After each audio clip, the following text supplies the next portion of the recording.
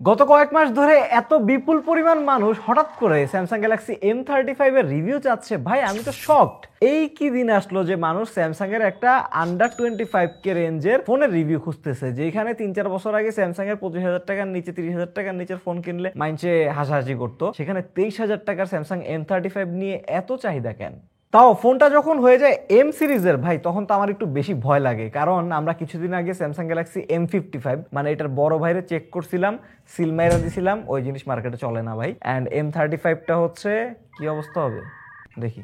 আসসালামু আলাইকুম, আমি আশিকুর রহমান তুষার বলছি এটিসি অ্যান্ড্রয়েড টোটো কোম্পানি থেকে। অ্যান্ড আজকে আমরা স্যামসাং গ্যালাক্সি M35 ফোনটার কেন এত চাহিদা সেটা উদ্ঘাটন করব এবং শেষের দিকে আপনাদের বলবো এটার কিছু লুকায়িত সত্য, যেই জিনিসগুলো হচ্ছে এত ভালো ভালো ইমপ্রেশনের কারণে একটু চাপা পড়ে যাচ্ছে। প্রথমে খোঁজা শুরু করলাম, আরে মানুষ এত পাগল হয়েছে কেন ভাই এটা নিয়ে। উত্তর পেলাম ভ্যালু। 23,000 টাকায় যখন মারাত্মক software experience, great display, consistently good camera, 6000 mAh এর ব্যাটারি অ্যান্ড ডিসেন্ট পারফরমেন্স পাবে মানুষ, তখন ফোনটা নিয়ে তো হাকডাক করবেই স্বাভাবিকভাবে। এছাড়া এই ফোনটার অলরেডি খুব স্যাটিসফাইড কিছু ইউজার বেস তৈরি হয়ে গিয়েছে, যারা কিন্তু এটা ক্রেডিবিলিটিকে বাড়াচ্ছে। অ্যান্ড এর পাশাপাশি কিছু ছোট ছোট জিনিস মানুষের আকর্ষণকে আরও বাড়াইতেছে, লাইক ফ্রন্ট ডিসপ্লেতে কর্নিং গোরিল্লা গ্লাস ভিক্টাস প্লাসের প্রোটেকশন আছে, 4 বছরের মেজর অ্যান্ড্রয়েড আপডেট দিবে, 5 বছরের সিকিউরিটি আপডেট দিবে, ভেপর কুলিং চেম্বার আছে এই ফোনে, অ্যান্ড এনএফসি আছে এই দামেই। এই যে এখানে ট্যাপ করলেই এনএফসি কাজ করবে। আপনারা যারাই NFC based smart business card অথবা ভিজিটিং কার্ডের বিজ্ঞাপন দেখেছেন, যেখানেই দেখেন না কেন আপনি কিনবেন হচ্ছে অর্ব কার্ডস থেকে, যেমন আমি কিনছি। অর্ব কার্ডস এখানে স্পন্সর ভাইবেন না ভাই, ওরা আমাদের স্মার্ট পার্টনার ধরতে পারেন, এত জোস প্রোডাক্ট বানায়, fully customisable NFC business card. And আপনি টোটো কোম্পানির লোক সেটা বললে 20-25% ডিসকাউন্ট এমনিতেই পেয়ে যাবেন মেটাল কিংবা প্লাস্টিক কার্ডে। সো চলে যান অর্ব কার্ডসে। আর M35 ফোনটাকে যদি এক বাক্যে প্রকাশ করতে হয় তাহলে এইটা হচ্ছে একটা বাজেট বা অ্যাফোর্ডেবল স্যামসাং গ্যালাক্সি A35, কারণ সেম ডিসপ্লে দিয়েছে, সেম সফটওয়্যার এক্সপিরিয়েন্স পাচ্ছেন, সেম প্রসেসর দিয়ে রাখছে, শুধু গ্লাস ব্যাক পাচ্ছেন না A35 এর মতন, আর কিছু মাইনর চেঞ্জেস আছে। সো এইটাকে একটা অ্যাফোর্ডেবল A35 ধরতে পারেন উইথ মনস্টার ব্যাটারি, তাই এর নাম হচ্ছে M35।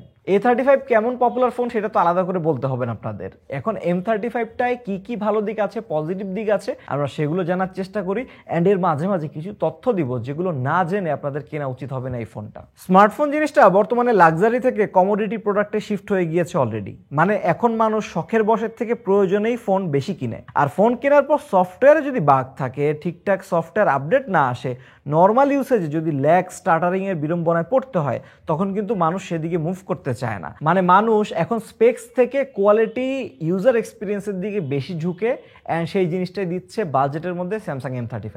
এই ফোনে এই এক্সপিরিয়েন্সটা আসে One UI 6.1 রূপে, খুবই স্টেবল একটা ইউআই, অ্যান্ড্রয়েডের বেস্ট ইউআই হিসেবে মোস্ট অফ দি পিপল এটাকে দাবি করে অ্যান্ড স্বীকার করে। র্যাম ম্যানেজমেন্টে কোনো অ্যাগ্রেসিভনেস নাই, মানে ফোনটার র্যাম 6GB হলেও 5 থেকে 6টা হেভি অ্যাপ র্যামে রাখতে পারে ইজিলি। তবে এর বেশি হলে মাঝে মাঝে ইউআইতে কিন্তু মাইক্রো স্টার্টারিং এর দেখা যায়। এখন হেভি প্রেসারে মাইক্রো স্টার্টারিং থেকে বাঁচার একটা টোটকা হচ্ছে সেটিংসে গিয়ে রিডিউসড অ্যানিমেশনটা অন করা, তখন এই প্যারাটা কম দিবে। তবে অ্যানিমেশন অফ করে চালাইলে আমার মনে হয় যে দাঁত ছাড়া ফোকলা একটা হাসি দিয়ে রাখছে কেউ, উইয়ার্ড লাগে খুবই চালাইতে অনেস্টলি। তবে 2024 সালে এসে 6GB র্যামটা কিন্তু একটু কমতির দিকে লাগতেছে। 6GB র্যামের বদলে 8GB হইলে খুশি হইতাম, বাট 8GB ভার্সন আছে এটার, ওইটার আবার দাম বেশি।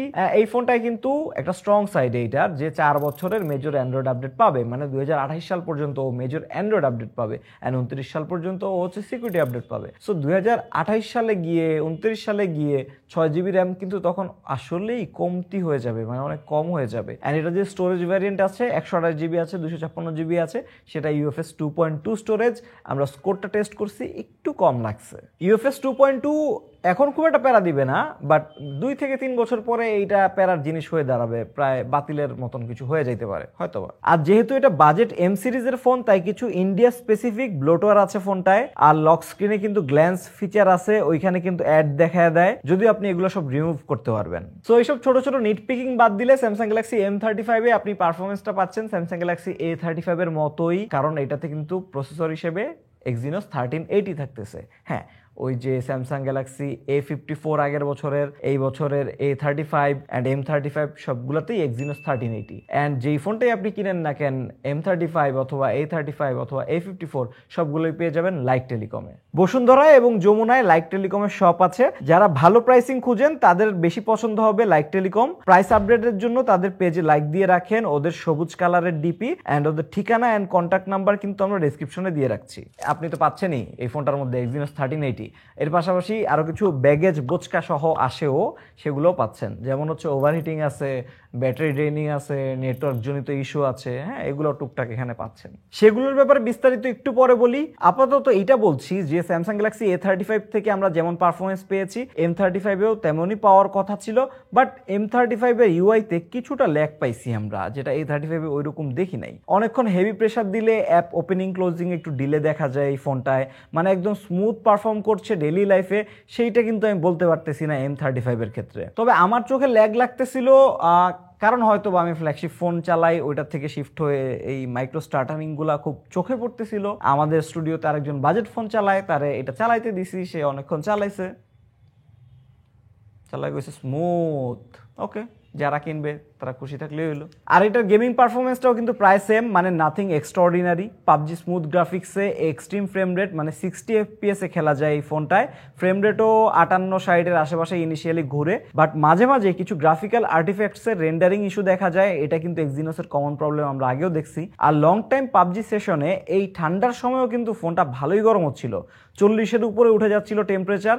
টানা 1 ঘন্টা পাবজি খেলে ব্যাটারিও ড্রপ করেছিল 13%-এর মতো। লং টাইম খেললে তখন ফ্রেম ড্রপ, ল্যাগ এগুলো পাবেন, ফ্রেম রেট নিচে নেমে যায় অ্যাকশন মোমেন্টে। আমি আগেই বলে রাখছি, লং টাইম স্মুথলি গেম খেলার ডিভাইস এটা না। গেম খেললে ভালো পরিমাণ হিট হয় ফোনটা, তবে ঠান্ডাও হয় একটু দ্রুত।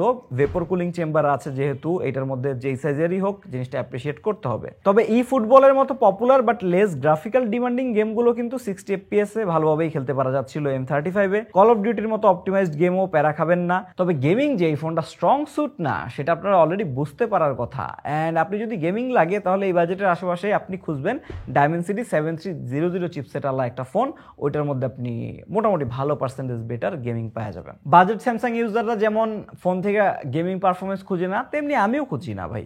মানে হালকা পাতলা গেম খেলা যায়, এত লং টাইম যারা গেম খেলে তাদের জন্য অন্য জগতের কিছু ডিভাইস আছে, সেগুলোতে যাওয়া ভালো। বাট এইটাই রেগুলার ইউসেজে আর একটু স্মুথ, আর একটু স্টার্টারিং মুক্ত, আর একটু কি বলে ল্যাগ ফ্রি এক্সপিরিয়েন্স যদি আমি পাইতাম ডেইলি টাস্কে, যেগুলো আমি রেগুলারলি করি, অ্যাপ ওপেনিং ক্লোজিং, বারবার অ্যাপ সুইচিং, হ্যান ত্যান, সেগুলোর ক্ষেত্রে, তাহলে আমি নিশ্চিন্তে পারফরমেন্স সাইডে টিক দিয়ে দিতাম। যা পাইছি ভাই 23,000 টাকায় অনেক পাইছি, এমন একটা ব্যাপার থাকতো। বাট এখন আমার কাছে একটু খটকা লাগতেছে, আমি হালকা পাতলা ভাই ল্যাগ পাইছি সত্যি, কেন জানি না আমি। তবে M35 এর মতো ডিসপ্লে কিন্তু এই বাজেটে খুবই কম দেখা মিলবে। 6.6 ইঞ্চের 120 hertz super AMOLED display, Corning gorilla glass Victus প্লাসের প্রোটেকশন আছে, 1000 নিটস পর্যন্ত ব্রাইটনেস দেয় ফুল ডিসপ্লেতেই, HBM যেটাকে আমরা বলি। ডে লাইটে ডিসপ্লে কন্টেন্ট দেখতে কোনো অসুবিধা হয় না। একদম ঠাডা পড়া আলোর নিচে যদি যান তাহলে হালকা কষ্ট হতে পারে সর্বোচ্চ। আর স্যামসাং এর সুপার অ্যামোলেড হয়, সবকিছু ঝকঝকে লাগবে, স্টেরিও স্পিকারস আছে, সাউন্ড ভালো, তাই মিডিয়া এক্সপিরিয়েন্সও পছন্দ হবে সবার। ডলবি অ্যাটমস সাপোর্টেড এটা কিন্তু, কিনলে আপনি মনে করে সেটিংস থেকে অন করে নেবেন এইভাবে ডলবি অ্যাটমসটা। কম বাজেটে জোস একটা সাউন্ড এক্সপিরিয়েন্স দিয়েছে, ব্যক্তিগত মতামত ভাই। আচ্ছা, এবার কিছু ছোটখাটো কনসো বলি ডিসপ্লে রিলেটেড। M35 ফোনটায় Widevine L1 supported, but নেটফ্লিক্সে HDR সাপোর্ট নাই। আপনি এইচডি ভিডিও দেখতে পারবেন, দ্যাট ইজ ফাইন।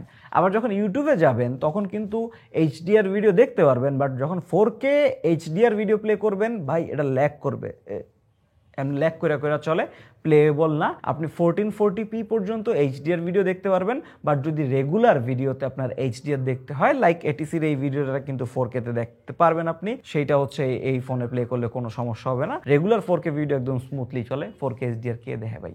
এরপর আছে বিশাল হাইওয়ের মতো বেজেলস। ভাই এইটারে 24 সালের ফোন বলে মনে হয় এই সামনের বেজেলস গুলো দেখলে। আর অ্যামোলেড ডিসপ্লে হওয়া সত্ত্বেও ইন ডিসপ্লে ফিঙ্গারপ্রিন্ট সেন্সর না থাকার ব্যাপারটাও কিন্তু অনেককে পীড়া দিবে। তবে সাইড মাউন্টেড যে ফিঙ্গারপ্রিন্ট সেন্সরটা ছিল সেটা অ্যাকুরেট বাট খানিকটা স্লো, আর একটু ফাস্ট আমরা এক্সপেক্ট করেছিলাম। এখন গ্রিন লাইনের দুশ্চিন্তা বাদে এই বাজেটে এই ডিসপ্লে কোয়ালিটির থেকে বেশি কিছু চাওয়ার নেই। আর বিগত 1-2 বছরে কিন্তু স্যামসাং এম সিরিজের ফোনগুলোতে ডিসপ্লেতে গ্রিন লাইন বা আগে যে ভায়োলেট হয়ে যেত, একপাশ বেগুনি হয়ে যেত, সেই ইস্যুগুলোরও আমরা সেরকম রিপোর্ট পাই নাই। সো প্র্যাকটিক্যালি চিন্তা করলে 23,000 টাকায় one of the best display অথবা দি বেস্ট ডিসপ্লে আপনি এখানে পাচ্ছেন। আসলেই খুব সুন্দর, খুবই জোস। বাট আমি একটু ফর্মালিটি মেনটেন করি, আমি জানিয়ে দিই যেহেতু এখানে অ্যামোলেড ডিসপ্লে আছে, এই ফোনে ভবিষ্যতে গ্রিন লাইন পড়ার চান্স আছে। এমনি ডিসপ্লেতে টাচ বা অন্য রিলেটেড কোনো ইস্যু আমরা পাই নাই। ভিভিড মোড কাজ করছে ঠিকঠাক, চেক করে দেখলাম। রিফ্রেশ রেট অ্যাডাপটিভ 120 হার্জেই রাখা যায়, অলওয়েজ অন ডিসপ্লে অপশন তো আছেই। অ্যান্ড সিমিলার কথা কিন্তু ওদের ক্যামেরা সেটআপ নিয়ে বলা যায়। এটা প্রাইমারি যে লেন্সটা দেখতেছেন এটা হচ্ছে সনি লাইটিয়া লাইট 600 সেন্সরটা, এটা কিন্তু A35 এর যে সেন্সরটা ওইটার অনেকটা কাছাকাছি আছে। অ্যান্ড A35 এর মতো M35 এর মেইন ক্যামেরা থেকেও কিন্তু কনসিস্টেন্ট আউটপুট পাবেন। মানে দিনের বেলায় মোটামুটি যে কোনো সিচুয়েশনে ছবি তোলেন না কেন, ক্যামেরাটা most of the time balanced একটা এক্সপোজার অ্যান্ড কিছুটা ওয়ার্ম কালার টোন দেওয়ার চেষ্টা করে। আর শ্যাডো অ্যান্ড হাইলাইটেড এরিয়ার মাঝে মাঝে লাইট ব্যালেন্সটাও ভালো রাখে, আর ছবিগুলো যথেষ্ট ব্রাইটও থাকে। তবে ডিটেলস অবশ্যই দামি ফোনগুলোর মতো পাবেন না, যেটা স্বাভাবিক। বাট 23,000 টাকায় যা পাবেন খুশি থাকারই কথা। এখন LYT 600 সেন্সরটা অত বড় না, তাই লো লাইটে কিছুটা স্ট্রাগল করে। বাট OIS থাকায় অত বেশি পারফরমেন্সে টোল দেওয়া লাগে না। আলো কমলে ফোন নিজেই অটোমেটিক নাইট মোডে সুইচ করে, একটু শক্ত হাতে ধরলে ভালো ছবি পাওয়া যায়। আর লো লাইটে পোর্ট্রেট তুললে নাইট পোর্ট্রেট অপশনটা ভালো কাজে দিবে। এই ক্ষেত্রে OIS থাকায় বেশ ভালোই হেল্প করে।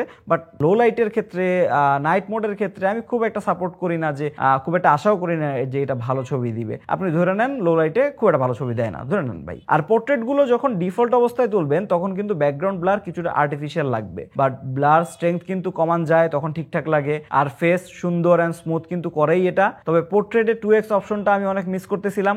1x এর পোর্ট্রেট আমার খুব একটা ভালো লাগে না। এইখানে একটা ভালো ব্যাপার হচ্ছে পোর্ট্রেটের যে সাবজেক্ট সেপারেশনটা অ্যাকুরেট, চুল কান এইসব জিনিস ব্লার করে ফেলতে দেখি না, এইটা ভালো লাগে আমার কাছে খুব। আর আলট্রাওয়াইড ক্যামেরাটার কথা বললে ইটস ডিসেন্ট, চলার মতো আর কি। কালার মেইন ক্যামেরার কাছাকাছি দেওয়ার চেষ্টা করে, বাট মাত্র 8 মেগাপিক্সেল ছোট সেন্সরটা মেইন ক্যামেরার মতো ডাইনামিক রেঞ্জ বা ডিটেলস কোনোটাই দিতে পারে না। যদিও 23,000 টাকার রেঞ্জে ইদানিং আলট্রাওয়াইড দেখাই যায় না প্রায়, মানুষ তো বাদ দিয়ে দিচ্ছে অন্যান্য কোম্পানি। সেহেতু এটার বেশি একটা দোষ আমি ধরতেছি না। শুধু রাতে ইউজ করবেন না, তখন হরিবল একটা অবস্থায় থাকে, দিনে কাজ চলবে আপনার। আরেকটা লেন্স আছে কিন্তু এখানে 2 মেগাপিক্সেলের ম্যাক্রো। এটা ভাই আমার অকাত কি বাহার, এইটা জাজ করতে হলে অন্য লেভেলের লোকজন লাগবে, তাদের নিয়ে আসেন ভাই, আমি নাই। এরপর মজা পাবেন ভিডিও করে। ভিডিওর ক্ষেত্রে 4K 30 FPS এ ভিডিও রেকর্ড করতে পারবেন মেইন ক্যামেরা দিয়ে। স্টেবিলাইজেশন কোয়ালিটি সবই ইউজেবল লেভেলের আছে। আবার ফ্রন্ট ক্যামেরাতেও 4K 30 আছে। ভাই জোস ব্যাপার এই বাজেটে ফ্রন্টে 4K 30। রেকর্ডিং অবস্থায় শিফটও করা যায় ফ্রন্ট থেকে ব্যাকে। শুধু আলট্রা ওয়াইডও ইউজ করতে হলে 1080p আপনার নামতে হবে। রেকর্ডিং অবস্থায় লেন্স শিফট করতে গেলে একটা বিশাল ধাক্কা দেয়, বুঝায় যে ও একটা বাজেট ফোন। দেন 13 মেগাপিক্সেল সেলফি ক্যামেরা থেকেও ভালোই আউটপুট পেয়েছি। শার্পনেস ঠিকঠাক, খুব একটা ফেস স্মুথ করে না।